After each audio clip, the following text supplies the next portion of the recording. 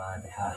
A'udzu billahi minasyaitonir rajim. Bismillahirrahmanirrahim.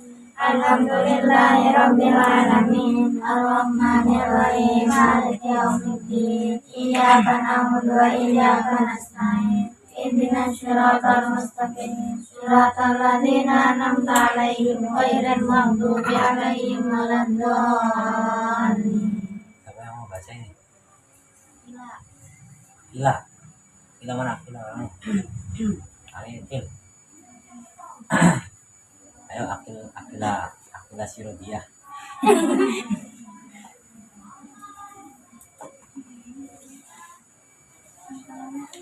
Hah? Ya di Bandung banyak orang, Bandung tenang aja.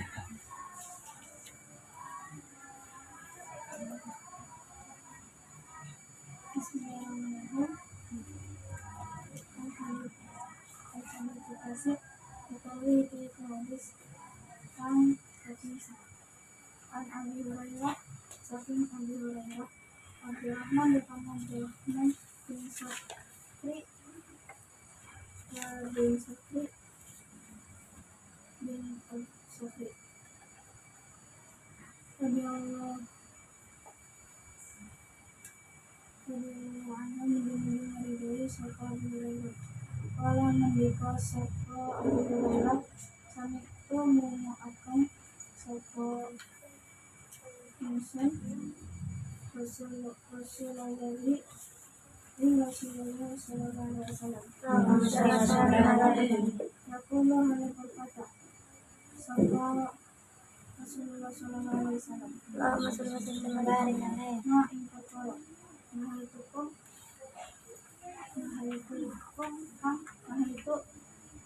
kang nikah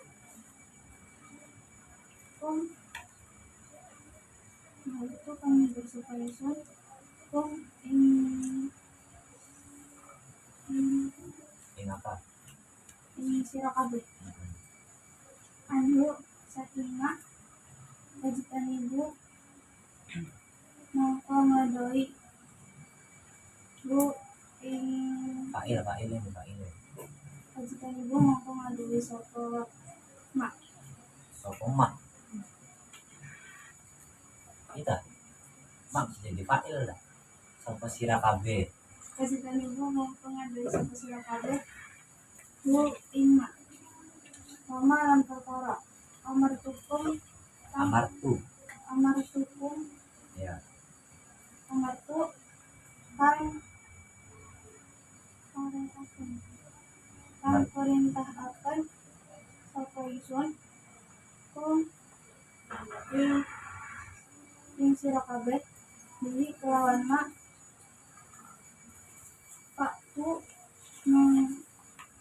Paktu nakani sapa sira kabeh minggu saking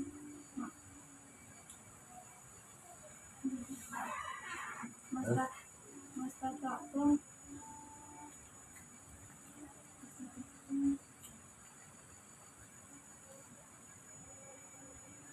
Selagi puasa sopo selaginya mampu sira kabeh Nama aling pestina rusak aling pestina rusak alladina pira-pira wong akeh yang kebelikum saking sedurunge sira kabeh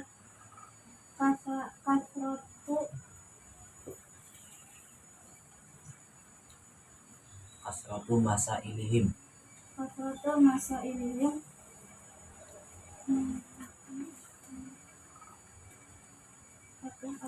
pira-pira pertanyaan pitakonane sira kabeh oblikum pitakonane oblikum wahbila fihim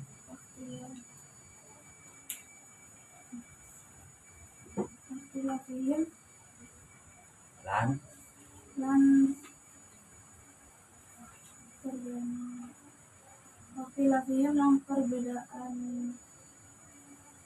sira kabeh ala ambiya ihim ing atase pira-pira nabiye nabi qablikum. qablikum. Bismillahirrahmanirrahim. Hadis ke-7 ke-9. Ke-9 ini menjelaskan tentang ketakwaan. Orang itu dari Gusti Allah di dalam hadis ke-9, dia kata Abu Hurairah itu mengatakan bahwa manahaitukum anhu fajtanibuhu. Jadi apa yang sudah Allah larang maka jauhilah. Wa ma amartukum bihi fa'tu. Dan apapun yang Allah sudah perintahkan maka kerjakanlah. Nah, garis besarnya larangan-larangan Allah itu sudah tertera, sudah terdaftar dan sudah tertulis. Kalau bahasa Arabnya sudah termaktub di dalam Al-Quran, di dalam hadis, di dalam ijma, di dalam qiyas, semuanya sudah tertulis. Akan tetapi larangan-larangan itu adalah bentuk tantangan bagi kita. Larangan itu bentuk apa? Tantangan. Tantangan bagi kita untuk bisa apa? Untuk bisa tidak melakukan hal tersebut, hal yang dilarang tersebut. Karena semakin kita itu menjadi manusia yang istimewa, semakin besar pula segala rintangan atau tantangan yang akan kita hadapi. Ya, itu. Jadi Allah itu sudah memberikan larangan. Larangannya kayak contoh larangan kita berbuat atau meminum khamar itu sudah jelas. Innamal khamru wal maisir rijsum min amalish. Nah, itu jadi sudah jelas bahwa minum khamr itu haram hukumnya. Nah, akan tetapi per hari ini banyak tidak yang memperjualbelikan khamar. Nah, itu sudah menjadi habitat dan rata-rata orang yang meminum khamr itu adalah bukan hanya sekedar orang-orang yang PT-PT, patungan. Akan tetapi orang-orang yang kaya raya juga dia cenderung untuk berkhamr. Karena apa? Karena di situ ada ketenangan kata mereka. Ya kan? Ada suatu hal yang bisa membangkitkan mereka terhadap hal-hal yang energik. Ya. Energik itu apa? Giroh semangat ini tumbuh. Nah, di situ menjadi tolak ukur bahwa khamr adalah ketenangan bagi mereka yang suka. Nah, padahal Allah sudah jelas-jelas larang. Makanya kenapa Allah di sini dijelaskan fajtanibu. Fajtanibu itu artinya maka jauhilah. Jauhilah saja, jauhi. Nah, untuk menjauhi segala larangan yang Allah larang itu tidak semudah apa yang kita bicarakan per hari ini. Kita bicara soal gibah itu haram, gibah itu menyakiti. Kita juga masih gibah kan? Ya nggak? Masih nggak? Ketika kita membenci seseorang itu tidak boleh oleh Allah. Kita juga masih bisa membenci orang dan masih sering membenci orang. Dan di situ letak bahwa manusia itu adalah dhaif. Manusia itu adalah makhluk lemah. Manusia itu lemah sekali. Jadi makanya kita itu tidak bisa berjalan di atas kaki kita sendiri tanpa perjalanan kita itu dipenuhi dengan rasa syukur, rasa penerimaan, rasa pembelajaran. Jadi makanya Allah itu sudah banyak sekali larangan-larangan Allah itu banyak. Begitupun amartukum fa'tu bihi. Perintah-perintahnya Allah juga banyak. Apa saja perintahnya? Sholat, zakat. Jadi ada larangan yang bersifatnya haram, ada larangan yang bersifatnya makruh, ada larangan yang sifatnya mubah, ya kan? Nah, contoh merokok itu mubah, makruh apa mubah? Makruh lah, ya kan? Kalau nggak merokok kan bisa apa namanya? Tidak mengganggu orang lain. ya nggak? Nah, kalau mubah kan dikerjakan dapat pahala, ditinggalkan dapat nggak dapat apa, mubah itu gimana, dikerjakan Tidak mendapat pahala dan ditinggalkan, tidak mendapat pahala. iya dah, makruh yang dikerjakan tidak mendapatkan apa-apa, ditinggalkan mendapatkan. Kalau mubah itu ya nggak dua-duanya gitu aja kan, boleh aja boleh aja. Jadi kalau makruh rokok itu makruh, tapi bagi perokok itu merokok itu wajib gitu kan. Ya kalau rokok itu bukan hanya untuk tenang, akan tetapi dunia itu terlalu berisik, ya dunia itu terlalu berisik bagi orang-orang yang hening. Makanya merokok itu enak. Kalau laki-laki kan cenderung boleh, laki-laki cenderung rokok ataupun lainnya, padahal itu suatu hal yang bukan memang larangan. Tapi larangan yang benar itu adalah larangan yang sudah melanggar koridor syariat. Kayak lagi wayai bulan Ramadan, kita nggak puasa, padahal kita nggak berhalangan atau nggak apa, tapi kita nggak puasa, itu sudah termasuk daripada melanggar larangannya Allah atau melanggar perintah Allah. Makanya dua sisi ini, ketika kita itu mau menjadikan diri sebagai muttaqin atau hamba-hamba yang bertakwa, itu sangat sulit. Sangat sulit. Akan tapi bukan berarti tidak bisa. Cuman jalannya terjal. Bukan berarti tidak bisa dilewati. Semuanya tuh bisa dilewati. Ya kan? Kalian pernah ke pelosok-pelosok bukit-bukit ataupun kemana itu? Ada yang jalannya terjal banget, yang kayak jalannya mobil Tamiya itu, ngerti nggak? Nah itu akan kan semua bisa terlewati.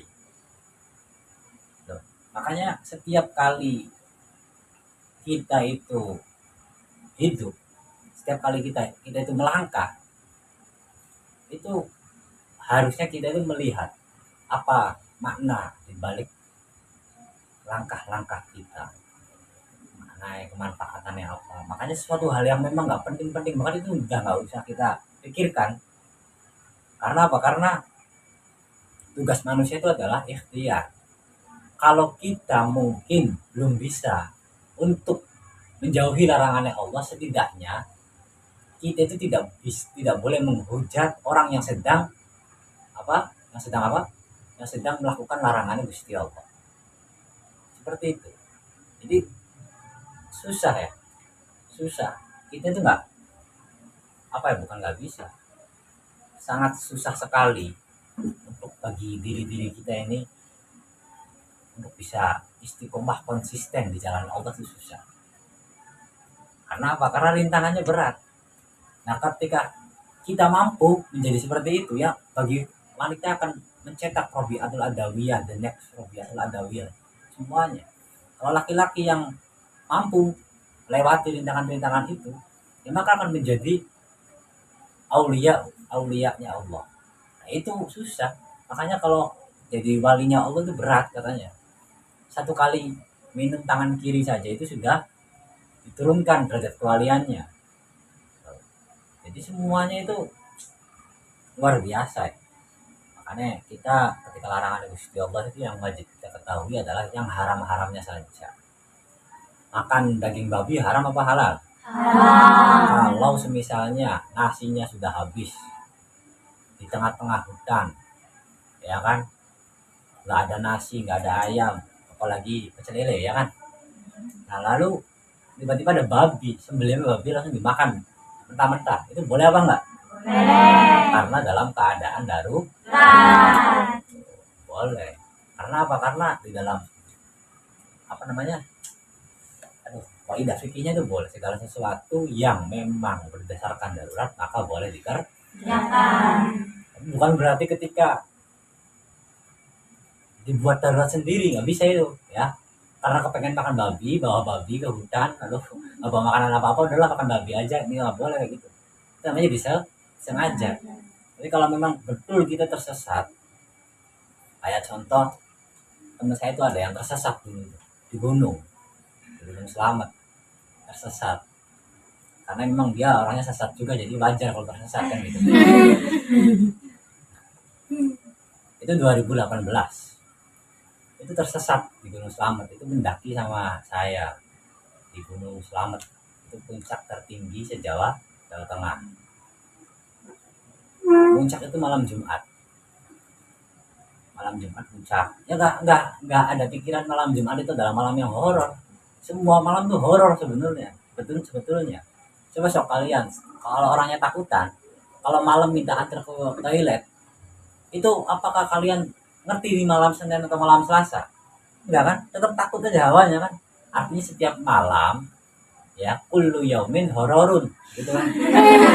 Kullu layalin hororun. Setiap malam itu ya horor semua. Nggak ada yang nggak horor. Dan setiap pagi itu cerah, tenang. Pagi itu tenang. Pagi setelah subuh itu tenang. Nah itu puncak kita berlima berangkat ke Pemalang namanya, Guci.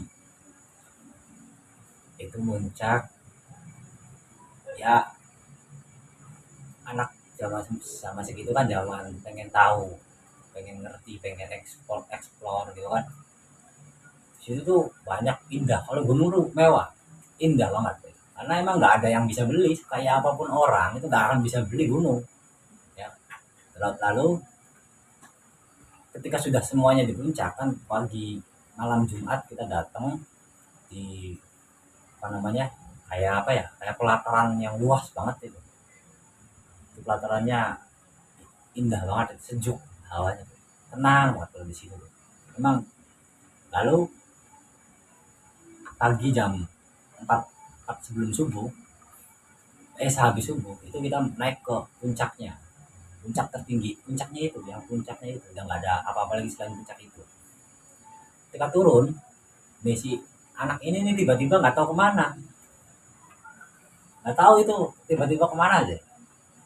Ini kan aneh kan, orang kemana, masih di atas kata sepupu saya, masih di atas kata. Ya udahlah nggak apa-apa, biarin aja. Lalu kita turun sampai di tenda, masih nggak ada, masih belum datang. Malam sore itu masih belum ada. Kita kan khawatir kan, walaupun memang nggak sayang juga ada khawatirnya, ya. Karena apa? Karena ya memang laki-laki ngapain disayangin, khawatir kasihan, siapa tahu dia punya masa depan yang baik gitu kan. Lalu laporan lewat HT, itu namanya HT, ini teman saya tersesat. Ya udah nanti di sana ada beberapa porter itu kalau naik ke atas nyari, nggak ketemu sampai Sabtu itu nggak ketemu. Kita tuh pusing ya sebenarnya, cuman pura-pura enjoy aja lah. Pusing sih pusing, cuman satu anak orang, yang kedua mungkin punya cita-cita jadi presiden ataupun apa kan, kasihan kalau nggak tercapai gitu. Jadi saya harus mengupayakan supaya dia itu selamat gitu. Kalau tuh minimal selamat, minimal bentuk jenazahnya dia tuh saya bawa ke rumahnya gitu tuh. Lalu berapa hari kemudian, di hari malam Sabtu itu masih belum ketemu. Kita ikut nyari juga kan, pakai mobil jeep, pakai mobil apa, pakai motor, pakai segala-gala hal dilakuin semua itu. Nah, lalu tiba-tiba di Sabtu menjelang subuh, dia itu ada di di pinggir, pinggir, pinggir apa namanya, pinggir posko yang sedang kita tidur semua itu. Kayak dia sambil mungkin lelah, apa namanya, capek, pusing kan, kalau wajah itu sudah berbeda. Ini mirip lah, hampir sama penjaga gunungnya itu. Nah, ketika ditanya, itu tanya masih shock, masih kayak orang stres aja gitu, kayak orang kemasukan orang lain gitu tuh, makhluk lain. Jadi ketika ditanya, kamu kemana pas itu, kemana ini, kemana itu, semuanya diem, nggak ada jawaban. Nah itu tiba-tiba dia datang di situ tuh nggak tahu, kata dia saya juga nggak ngerti. Tiba-tiba pas di hari Ahad pagi, baru dia bangun tidur itu sadar, alhamdulillah saya masih selamat, masih nggak apa, alhamdulillah saya nggak meninggal katanya gitu. Kita kan akhirnya 5 hari di situ, saya berlima, 4 orang yang turun 5 hari. Kata dia itu cuma satu, dia cari apa namanya, dia cerita bahwa saya tuh mengikuti ular, ada ular lebar-lebar itu tuh, ular aja. Nah, itu pada akhirnya ketika menemukan ular, ular itu menunjukkan air. Kata dia tuh gitu, ketika airnya sudah ketemu, dia ikuti alur air itu tuh ngalirnya kemana. Ini kalau memang orang yang tersesatnya bukan santri ini nggak akan ketemu ini, karena santri kan ekspornya tinggi, berani di hadapan ada genderuwo, ada pocong, ada lawannya santri mah, ya kan. Tapi kalau santri cewek nggak tahu ya, kalau santri cowok udah hadapin semua segala hal itu. Dunia mah ditantang terus kan sama santri cowok itu. Tapi kalau sudah demam tuh udah nggak berani dia. Terus ketika ditanya di hari malam Sabtunya tuh dia tuh merasakan bahwa dia lapar, nggak ada yang saya makan, ya. Nah, tapi dia tuh menemukan sesajen, tahu sesajen, pesugihan itu, isinya ada ayam ada apa, tapi dia makan katanya gitu. Ditanya kenapa kamu nggak takut, saya cuma takutnya sama demam doang katanya gitu. Takutnya sama apa? Demam. Saya nggak takut cuma gitu aja, orang saya lapar. Pulang dia ceritain semua, ya kan, lalu sadar dan lain-lain. Lalu kemudian itu ikutin aliran air aja tuh, air yang kayak palaron kayak gitu tuh. Kan kalau gunung kan palaronnya gede-gede, ikutin palaron itu sampai di posko itu, dia itu ngikutinya. Tapi kata dia tuh lama banget ngikutin ini nih. Tapi saya juga menemukan hal-hal yang aneh. Kalau di gunung itu tempatnya aneh, di gunung tempatnya aneh, di laut tempatnya aneh. Makanya kalau orang tenggelam syahid apa enggak? Tapi kenapa kalau orang yang meninggalnya di gunung nggak syahid? Ayo, nah ini kan makanya ada hikmahnya itu satu. Saya tuh walaupun tersesat di ruang lingkup yang mungkin sunyi, yang hening, yang dingin, beberapa celcius itu derajatnya kan. Nah, tapi yang dia ingat tuh beberapa hal yang itu kasihan. Tapi sekarang udah punya anak satu dia. Sekarang udah punya anak satu, keren kan. Tapi kata dia kalau ketemu sama dia tuh keinget ketika wajah baru ketemunya itu, ini orang bukan gitu kan, saya pikiran apa sebab beda. Orang yang sedang pusing, sudah pusing, tapi masih nyawanya itu masih limited gitu tuh. Nah itu sudah nyawanya sudah harus di, kalau mati sudah wajar itu tuh, maklum, keluarganya sudah maklum kalau memang bagaimanapun dia, saya maklumin. Yang penting saya mau lihat jasanya kalau memang mati. Itu kan sudah bentuk daripada keikhlasan daripada keluarganya. Saya bilang ke dia, Rip, ente lu disangka harus mati. Ya kita daripada baik, kadang kita harus mati. Seperti itu. Karena apa? Karena apa yang saya lakuin di ketika tersesat itu, pasrah Gusti Allah. Jangan kita, yang pertama kali dia ikutin itu satu katanya. Saya melihat kamu itu jalannya ke situ gitu tuh. Jalan yang di jalannya itu seperti itu. Makanya ada hal yang hikmahnya itu ceritanya bahwa serumit selelah apapun perjalanan kita, ketika Allah sudah menghendaki kita untuk keluar daripada zona lelah itu, ya akan kita keluar. Walaupun jalannya ribet, jalannya ruwet. Tahu benang nggak? Benang yang puluh itu ribet itu. Tapi kalau sudah terurai akan menjadi baju, akan menjadi boneka. Nah makanya bagaimana cara kita menguraikan benang-benang yang ribet di dalam pikiran kita, jauhi larangan Gusti Allah. Nah, dia langsung ketika pulang, si teman saya ketika pulang di posko itu yang pertama kali walaupun belum sadar, yang dia ingat satu lah, saya belum sholat duhur sama asar. Itu belum sholat duhur sama asar. Sholat kita kan menggunakan sistem jamak kosor kalau mencak itu. Karena apa? Ya karena ya ribet sih kalau misalnya itu kan boleh dijamak, itu boleh, tapi di kosornya tidak boleh. Ada di Kifayatul Ahyar itu menjamak sholat di waktu-waktu yang tidak biasa kita lakukan, itu diperbolehkan. Kayaknya contohnya hajatan. Hajatan boleh jamak sholat nggak? Boleh, tapi tidak boleh mengkosor sholat. Gitu. Ya, seperti itu. Oke. Lalu perintah-perintah Gusti Allah pirang-pirang. Allah itu memberikan perintah sholat, puasa. Sebenarnya kita puasa. Kapan puasa? Februari puasa, Maret lebaran. Yang kemarin Februarinya nggak puasa tapi ikut lebaran. Terus angkot yang setiap siang di warteg sambil ningkring, sambil ngobrol, sambil gibah. Kalau tiba saat 1 Syawal ya tetap saya minta maaf ya kalau saya punya salah gitu. Padahal dia punya salah sama Allah bukan sama kita gitu. Nah itu makanya kenapa kita itu disuruh untuk belajar mentaati perintahnya Allah dan belajar untuk menjauhi apa yang Allah larang. Nah itu karena apa? Karena kita itu manusia itu hidup itu berjalan. Manusia itu hidup berjalan.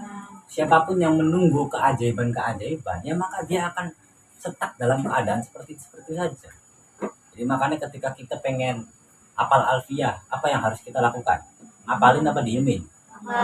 Apa mandengin aja udah? Apalin kan? Sekiranya apa tuh akhirnya alfiah itu apa? Wa alihil guril kiromal barara wa sahbihi mutahobina khiyaro. Itu dicek ya nanti itu akhir alfiah itu kalau nggak salah tapi. Nah ketika kita pengen apal subet, apal alfiah, yang perlu kita tanamkan dalam diri itu adalah pembelajaran di setiap yang kita di setiap waktu. Contoh waktu kita ngapalin, malas nggak? Malas, jenuh. Kadang-kadang mengkel bakal diapal apa, kadang jelibet di mulut ini jelibet. Kadang-kadang kayak Dakar Salim itu banyak kata-kata yang jelibet itu. Di jamak taksir alfiah itu banyak jelibet itu. Harus apa namanya? Harus rajin sikat gigi, harus rajin siwakan. Serius itu. Kalau misalnya nggak rajin banget itu bahaya. Karena apa? Karena jelibet nantinya. Karena alfiah itu bentuk nyata bagi santri bagaimana perjuangan itu memang bentuk nyata daripada Allah memberitahu terhadap pahitnya hidup itu melalui apalan alfiah itu. Iki enak, urip di enak. Mau kamu jadi anaknya orang kaya, kayak mau kamu jadi anaknya pejabat. Kalau ketika kamu menghafalkan alfiah ya pahit pasti. Udah nggak bisa ditoleransi bahwa kamu punya orang dalam. Kamu kenalannya Imam Abdullah bin Malik itu nggak bisa. Tetap harus apa? Wa kullu harfin mustahiqulin wal aslu fil mabni ai. Semua harus ada prosesnya. Nggak bisa kita itu ujuk-ujuk kepengennya wa alihil huruf kiramal baroro, harus tetap kalau Muhammadin wa ibnu Malik. Setiap apa-apa itu harus ada proses. Kalau misalnya kita nggak mampu untuk melewati prosesnya, ya sudah, kita menjadi orang yang akan menikmati kebodohan itu. Kebodohan itu nggak enak, orang bodoh itu nggak enak. Tapi orang pura-pura bodoh itu wajib. Karena apa? Untuk mengukur daya tarik orang lain kan gitu. Wah ini keukur ini. Jadi kalau misalnya orang itu banyak ngomong apa dan kita pada akhirnya paham bahwa ini tuh lawan kita atau ini tuh harus ngaji ke kita kan gitu. Jadi seperti itu. Kita itu jangan sampai santri itu harus menimbang larangan perintah. Jangan di sini ada larangan nggak? Larangan di taziran tuh ada nggak? Ada yang ditajirin nggak? Oh, pasti. Karena apa? Setiap larangan itu pasti kita langgar. Ya, nggak mungkin nggak ada pelanggaran, nggak mungkin karena ini dunia kan gitu. Kecuali ketika kita sudah sama-sama di surganya Allah, itu baru nggak ada yang mau melarang apa juga nggak bisa karena sudah hukum Allah sudah tidak berlaku di dalam surga. Semua dibebaskan semua. Ya, semangat banget kayaknya mau masuk surga itu. Nah, jadi makanya di sini ada larangan apa? Larangannya apa aja larangannya? Nggak boleh tidur pagi. Ada yang tidur? Ada. Itu wajar. Nggak boleh tidur ketika ngaji. Apa? Nggak boleh tidur ketika ngaji. Ada yang ngantuk nggak tadi? Ada. Terus apa lagi? Nggak boleh makan di asrama. Makan di sini nih? Iya. Nggak boleh. Nggak boleh. Makannya di mana terus? Di luar. Di luarnya di mana? Di depan. Oh, jadi di sini tuh nggak boleh. Iya. Nggak boleh buat makan. Nggak boleh. Minum boleh nggak minum? Nggak boleh. Oh, misalnya saya minum kopi. Karena melanggar apa namanya tataran peraturan hukum di sini kan bahaya nanti. Saya kena pasal KUHP. Terus apa lagi? Nggak boleh tidur di kamar orang. Hah? Nggak boleh tidur di kamar orang. Nyatanya banyak nggak yang seliburan di kamar orang gitu tuh? Banyak kan? Nah itu semua karena apa? Karena kita iya nggak bisa. Manusia tuh bisa membuat peraturan tuh gampang. Saya tuh ketika membuat peraturan, jangan ini, jangan ini, jangan ini, ya kan? Berapa hari kemudian, ya udah langgar banyak yang langgar ya. Oke. Karena apa? Karena dia orang yang pintar logikanya gini, ketika habis ditajir, dia merasa bahwa udahlah, is oke, nggak apa-apa. Karena kita manusia tempatnya salah. Ya nggak? Kan gitu. Udah nggak apa-apa lah, karena kita tempatnya salah. Tapi itu sih salah yang disengaja kan gitu. Jadi beda salah yang disengaja sama salah yang memang kita itu kelalaian kita. Akan tetapi mahalul khoto' wan nisyannya ini adalah untuk kita bisa memaklumi.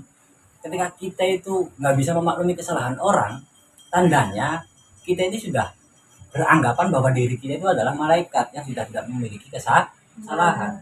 Jadi adanya kesalahan itu untuk saling memaklumi, memaafkan, mengingatkan, dan semuanya. Ya, makanya jangan sampai ada orang salah lalu nggak apa-apa dikajian, nggak apa-apa, bagian daripada tanggung jawab hukuman. Tapi urusan ketika dia memiliki sering banget ditajir, langganan banget, ini sudah itu bagian daripada perjalanan dia seperti itu, suka melanggar hukum. Sebentar lagi juga kalau dia sudah berani dan sengaja menantang tataran peraturan, dia akan berani pula untuk menantang aturannya Gusti. Nah itu tahapan durhaka itu seperti itu. Saya kasih tutorialnya ya. Tahapan durhaka itu seperti itu. Jadi kalau pengen cara tutorial durhaka apa, saya bisa untuk menguraikan. Tapi kalau tataran untuk jadi takwa, jadi apa itu ya mungkin kita harus sama-sama saling belajar. Karena apa? Ya karena takwa itu ternyata sulit. Nggak semudah ketika kata khotib ittaqullah nggak semudah itu. Ketika khotib ngomong ittaqullah, apakah jamaah Jumat itu langsung pada takwa? Ya enggak. Kadang-kadang yang itu hanya sekedar pengen ngasih kontaknya saja kalau Jumatan itu. Kadang-kadang ada yang cuma pengen udahlah seminggu sekali sholat.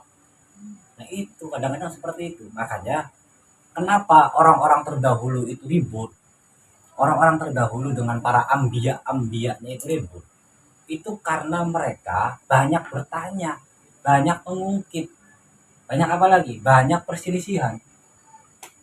Yang mana perselisihan itu dijadikan sebagai ajang untuk merasa siapa yang benar dan siapa yang salah. Nah itu nggak baik itu. Makanya apapun kesalahannya kita cari solusinya, apapun kebenarannya kita ambil pelajarannya. Jadi makanya perbaiki yang kurang itu diperbaiki. Air kalau kurang buat mandi enak apa enggak? Begitu pun diri kita tuh kadang nggak pernah bertanya terhadap diri kita bahwa diri kita itu ternyata pernah nggak tanya sama diri sendiri sehat nggak gitu? Dijawab nggak kira-kira? Ya.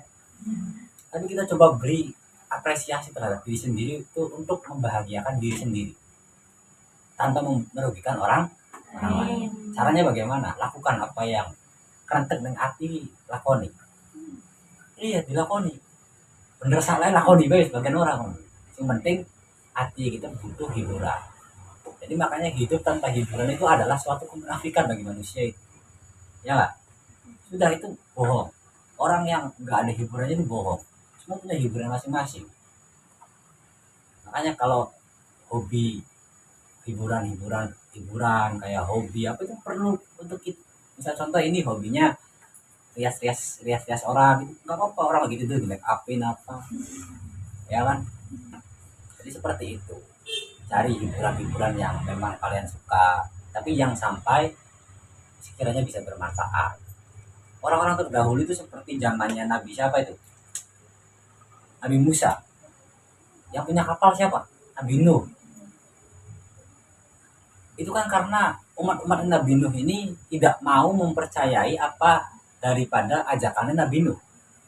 Yang pada akhirnya dia terkena banjir bandang, lalu semua tergonjang-ganjingkan oleh banjirnya itu. Ya, makanya urip penurut sebetulnya sih. Nah, banyak bertanya apakah ketika saya masuk ke dalam perahunya Nabi Nuh ini saya akan selamat? Itu pada takon habe. Ya, karena apa banyaknya bertanya yang mana pertanyaannya itu bentuk keraguan, itu maka dia akan sengsara di kemudian. Jangan sampai kita itu bertanya kepada orang yang mana pertanyaannya itu substansialnya, subnya itu adalah keraguan. Ngerti nggak? Contoh, kamu ini merasa dibenci sama orang, tapi kamu itu ragu bahwa orang itu benci sama kita. Padahal tanya, apakah kamu benci sama saya? Padahal itu pertanyaan yang ragu. Itu jangan bertanya seperti itu. Kenapa? Nanti ada yang namanya perikhtilafan atau perselisihan. Atau orang yang dikira bencinya, apaan sih nanya kayak gini, kamu seuzon terus sama saya gini dan lain. Iya enggak? Itu pasti seperti itu. Karena apa? Banyaknya bertanya yang seperti itu. Makanya umat kan Nabi ku umat yang paling keren. Kenapa keren ya? Orang kita nggak pernah tahu bagaimana wajahnya baginda Nabi, kita nggak pernah tahu bagaimana Nabi itu memperlakukan anak-anaknya, kita nggak pernah tahu bagaimana Nabi itu memperlakukan sahabat-sahabatnya dengan kasat mata kita sendiri. Tapi kita akan tahu ketika kita mau ngaji gitu. Ketika kita mau membaca, ketika kita mau menguak beberapa hadis-hadisnya Nabi, ketika kita mau membaca beberapa sejarah-sejarahnya Nabi, itu kita akan pasti tahu.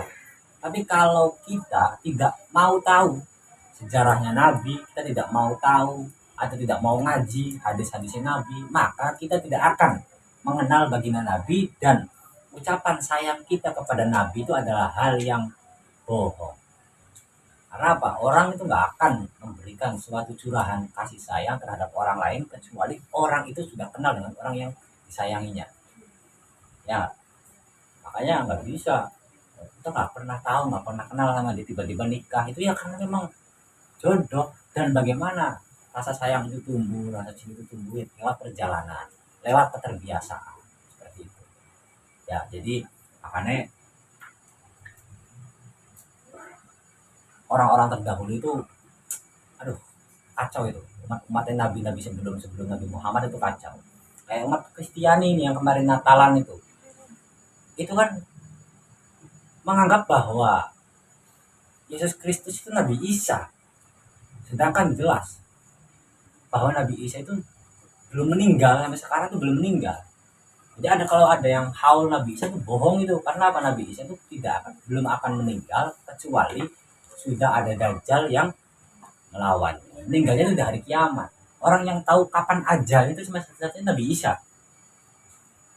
Yang tahu ajalnya dirinya sendiri Nabi Isa.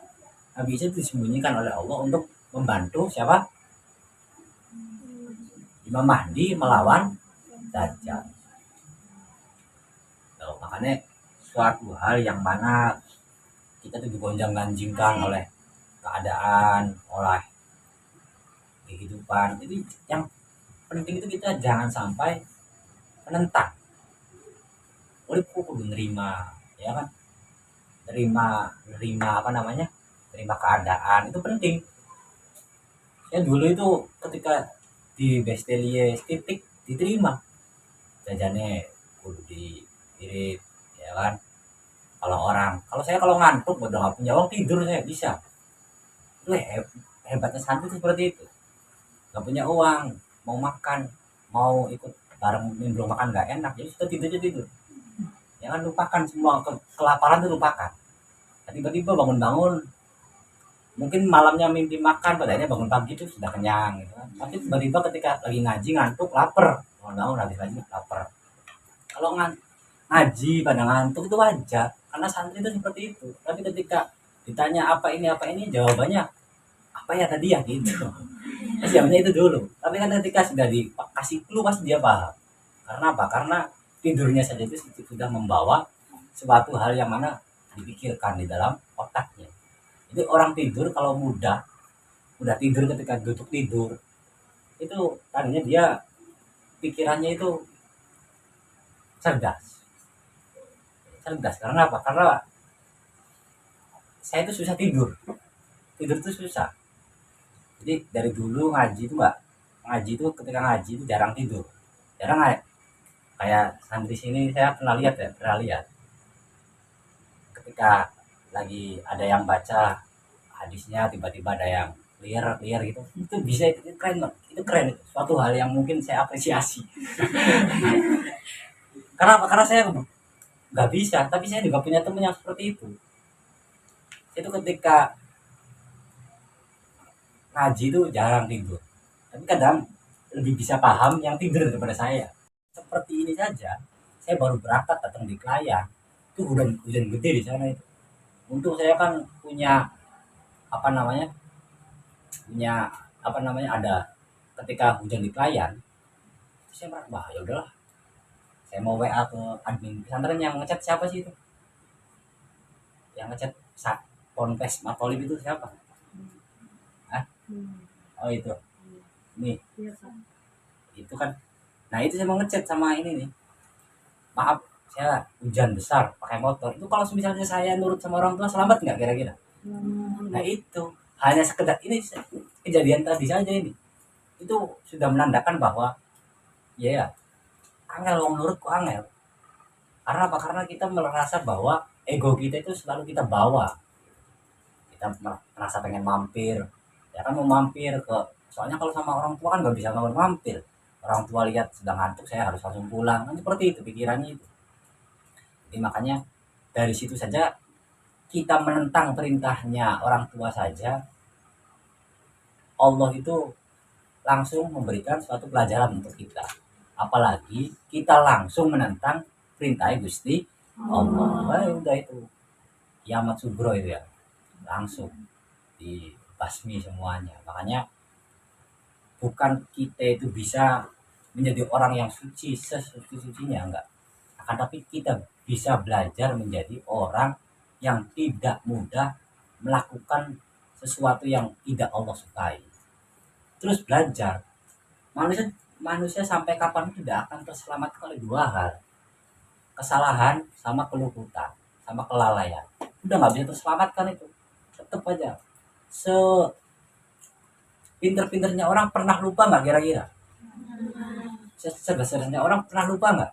Nah itu manusiawi, makanya itu nggak bisa kita jauhi, akan tapi belajar untuk tidak teledor, belajar untuk tidak menjadi pelupa, itu penting. Nah itu penting, makanya belajar semua. Itu tuh sampai apapun tetap akan menjadi seorang murid atau pembelajaran. Setiap kehidupan itu ada pembelajaran. Makanya ketika amriti selesai, pembelajarannya apa? Coba kita rangkum dalam buku keseharian, tulis. Itu akan menjadi suatu hal yang istimewa bagi diri sendiri, ya kan? Bagi diri sendiri. Rangkum, saya ngapalin amriti ternyata susah ya. Amriti itu ada 200 berapa itu? 254, 254, randomnya yang susah yang ini, itu semua ditulis aja keluh kesahnya di buku. Nanti kemudian kita akan baca di kemudian ketika kita sudah tidak lagi menjadi santri, kita akan merasa bahwa ternyata kita bisa melewati itu karena apa? Ya karena waktu. Ya karena waktu yang bisa menjadikan kita apa? Waktu yang bisa menjadikan kita lulus dan lain-lain. Makanya penting, jangan sampai kemudian kita banyak bertanya, jangan banyak perselisihan, nanti akan ada yang namanya kerusakan. Orang-orang dahulu, umat-umat nabi-nabi terdahulu itu banyaknya perselisihan karena apa? Karena memang banyak banyak yang bertanya, banyak yang nggak percaya, banyak yang nggak yakin. Makanya hidup itu harus penuh dengan keyakinan, berjalanlah dengan segala keoptimisan, jangan sampai kemudian kita itu merasa bahwa hidup itu gini-gini saja. Nggak boleh kita merasa hidup mah gini-gini saja gitu, nggak boleh. Harus kita syukuri kalau gini-gini aja memang karena kamu yang seperti itu, ya kan? Memang karena kitanya yang seperti itu. Coba kita harus berevolusi, revolusi nggak? Harus ada perubahan itu ya, banyak perubahan, kayak kayak apa namanya, kayak perubahan secara kepribadian, perubahan secara mengatur waktu itu banyak ya. Makanya jangan sampai kita menjadi santri-santri yang mudah menentang. Karena apa? Kita berharap menjadi santri yang tidak mengecewakan guru-guru kita tuh, kita harus berharap seperti itu. Karena sekalinya kita mengecewakan guru kita, gelap, dunia itu gelap, udah gelap. Mendung guys setiap hari, walaupun cerah juga mendung tetap. Kamu walaupun di matahari sekalipun tetap udah mendung. Karena apa? Karena sudah mengecewakan seorang guru. Guru itu ngeri tuh, guru itu kualat, apa namanya, sistemnya tuh keren. Nggak ada yang seperti guru itu, nggak ada. Makanya coba taati peraturan, belajar untuk mentaati peraturan, jangan mudah menentang peraturan. Supaya apa? Supaya menjadi pribadi yang kemudian tidak menentang peraturan Gusti Allah dan menentang orang tua sekaligus menentang guru. Sudah, jalani, lakukan, nikmati. Gak enaknya nikmati. Kita bisa nggak menikmati pare? Bisa nggak? Ada yang suka pare nggak? Coba kalau misalnya kalian lagi sakit terus harus makan pare, dimakan nggak kira-kiranya? Enggak juga. Ya udah. Jadi apa ya? Kopi pahit suka nggak kopi pahit? Kalau dipaksa suruh minum kopi pahit mau nggak? Oh, ya udah.